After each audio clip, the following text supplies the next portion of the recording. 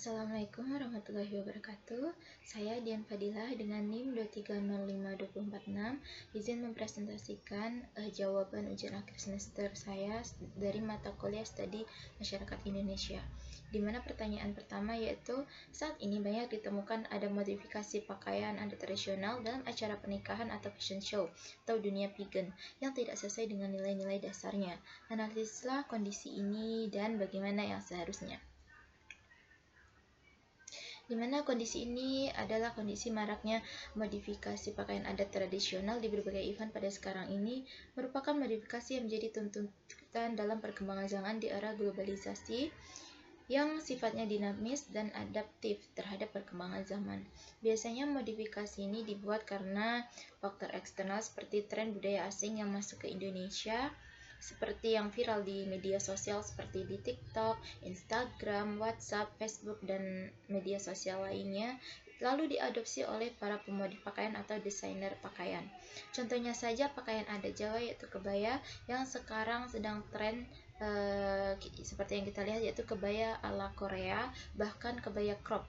Hal ini ada karena tren serba ala Korea atau kebarat-baratan yang viral di media sosial agar dianggap keren, terutama itu bagi kalangan anak muda sekarang. Mereka lebih suka dengan hal-hal yang unik dan menarik desainer, sehingga desainer ini menjadikan itu sebagai peluang bisnis. Hal tersebut bisa kita lihat di toko-toko online seperti Shopee, Lazada, TikTok Shop, dan lainnya yang banyak menjual kebaya crop dan kebaya ala-ala serba Korea. Bahkan di event-event festival budaya di Indonesia, terutama di kota-kota besar yang biasa sering kita lihat, sebenarnya kondisi ini bagus dan ada sisi positifnya untuk memikat generasi muda akan cinta dengan budaya lokalnya. Namun dengan adanya modifikasi yang tidak sesuai, tentunya dapat memudarkan dan menghilangkan nilai-nilai asli dari budaya itu sendiri, sebab pakaian adat bukan sekedar pakaian biasa yang hanya dipakai saja, melainkan memiliki makna di tiap-tiap unsurnya yang ada pada pakaian adat tersebut, seperti pada gambar-gambar dan coraknya yang melambangkan suatu ciri khas suatu budayanya sendiri dan nilai normanya atau unsur nilai budaya lainnya. Kemudian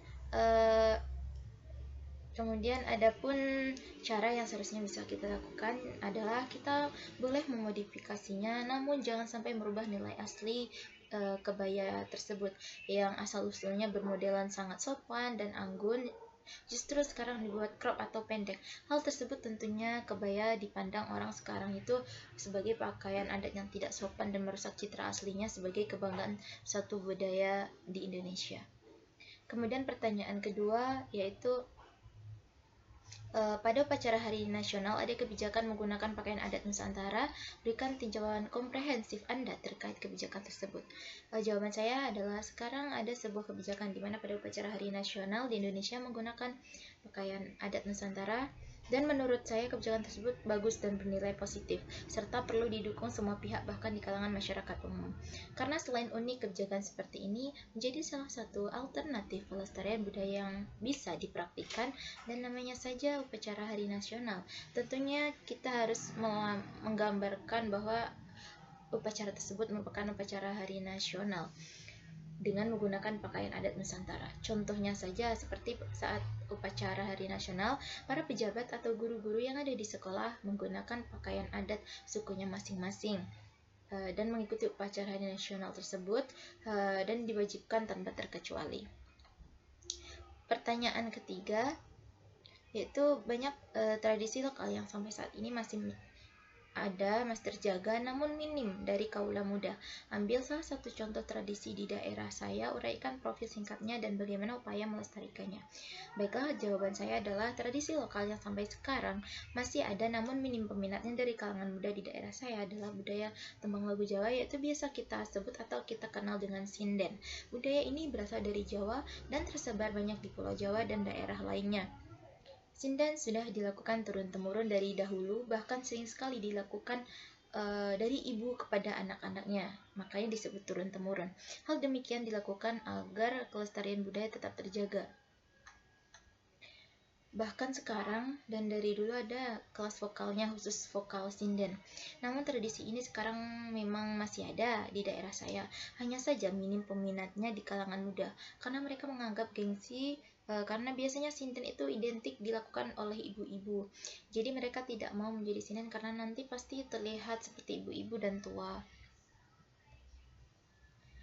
Cara yang bisa dilakukan untuk melestarikannya adalah para tetua adat di daerah saya mungkin atau pemeran adat di daerah saya harus melakukan sosialisasi untuk mengenalkan tradisi ini dengan cara yang menarik agar bisa menarik minat pada kalangan muda dengan mengadakan event pelestarian budaya atau event budaya yang intinya yang menarik. Kemudian keempat, menguraikan profil budaya menjadi identitas saya. Identitas saya berasal dari suku Jawa. Di sini saya akan menyampaikan profil suku Jawa, di mana bahasa Jawa itu terkenal dengan Jawa dengan ungguh-ungguhnya. Di mana bahasa Jawa ini ada beberapa tingkatan, Jawa halus, kemudian Jawa biasa dan kasar. Kemudian yang kedua ada budaya Jawa yang kaya seperti batik, kebaya, wayang, rumah adat, makanan khasnya, dan tarian daerahnya. Yang ketiga ada nilai luhur yaitu sopan santun, hormat, dan keselarasan, serta keseimbangan. Yang keempat, orang Jawa dengan ciri khasnya memiliki wajah panjang, hidung kecil, berkulit sawo matang manis. Kelima, suku Jawa mayoritas beragama Islam.